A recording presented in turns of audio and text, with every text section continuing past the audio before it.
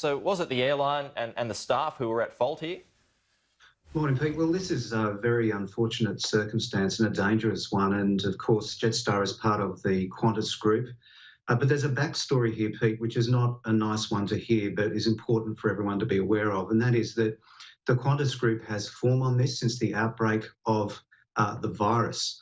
Right at the very start of the virus, a workplace health and safety representative raised issues about staff having to clean a plane that had been inbound from China. That staff member was stood down, still stood down to this day, even in the face of now the course of the virus, which has really vindicated his action. The company is being investigated by Safe Work New South Wales. Pete, also, Safe Work New South Wales sent in an inspector to look at the cleaning on international flights. And what that report found was that cleaners had not been given appropriate protective equipment. They'd been forced to clean trays with the same dirty cloth to pick up soiled nappies, tissues, clean up blood, etc. And then, of course, we had the Adelaide cluster, which people will remember, where that is now still the largest airport concern through this virus, where 34 workers were infected. And what we have here is, unfortunately, a company that from the start has sent out messages to its staff saying that the risk of the virus is low in the face of all of the evidence. And I think today what we're seeing and inspecting and talking about is another manifestation of that. There's two things happening here, Pete. There's a company that's not taking this seriously and hasn't since the start. And there's, of course, a lack of clear government direction about what is to occur. And those two things need to be fixed up quick, smart, because this virus clearly is not going away anytime soon. But aren't masks and hand sanitizer, all of that, hasn't that been provided to all passengers from the airlines? Well, look, Qantas announced when it wanted to ramp up services again a Fly Well program. It talked about optional wearing of masks. It gave hand sanitizers out. But it talked about peace of mind, Pete. This is more than peace of mind. This is about protecting the Australian community. That needs to go very much a step further, and the government needs to give clear directions. It shouldn't be Qantas deciding what our health standards should be here. It has to be the health authorities, and the federal government needs to step in to make this very clear. So do you believe that masks should be mandatory? Well, I think there's a very clear case with confined spaces in aircrafts that masks can do an excellent job. And there was just a report yesterday, an international report, 200 experts around the world saying exactly that. And for Qantas to be saying that these things should be optional, well, it's not up to them. It should be up to governments. And now's the time for them to step in on this. But when it comes to this incident from yesterday, it is worrying that a lot of people were let off the plane. Were the staff at fault here, and how much of a concern is that? Well, no, the staff weren't at fault. The staff are trained to undertake and fulfil the directions that they're given.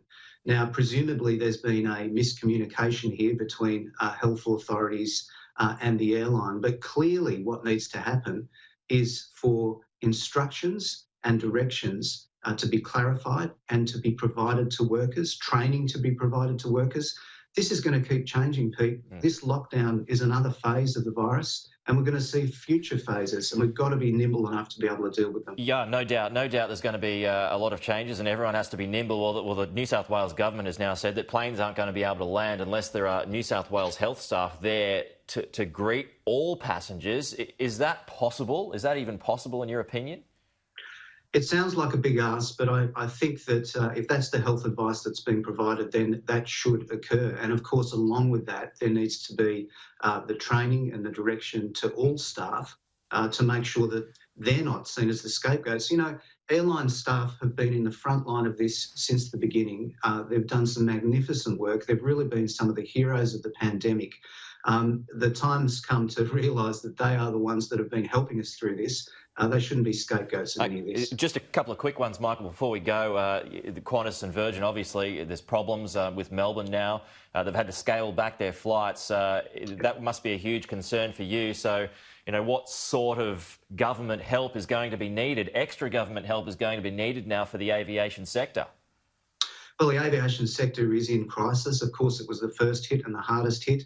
And in the 27th of September, the support, such as it is, falls off a cliff in JobKeeper. So we've been asking right across the industry, and we wrote to the Prime Minister along with 16 other parties, including many aviation companies, saying that it should put in place an aviation keeper package. This is a critical sector. It's our bridge to the global community. It fuels our domestic economy.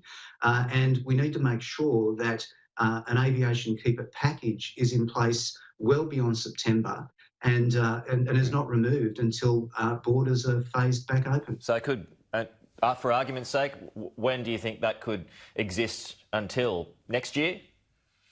Well, this is the question, isn't it? I mean, the Prime Minister, using the Prime Minister's logic, he's started to remove the JobKeeper package from areas of the economy that are reopening. And it follows that logic that where the government has made good health decisions to keep borders closed and sectors shut down like aviation, then it should continue that support until the virus passes. And that might mean different things for the domestic routes of aviation to international routes, but it must be done. Otherwise, the aviation sector will fail, and no government wants that on its shoulders, and certainly the Australian community doesn't want it on its shoulders. So have you got a time frame for that, though, or is it just unknown? Well, I think it's unknown. That is the point. The government has to make a bold decision here. It made a bold decision putting JobKeeper in place, and it needs to make the bold decision that there are uncertainties around when aviation will reopen, and that needs to give a clear signal to aviation companies right across the sector that it will support them until this virus passes.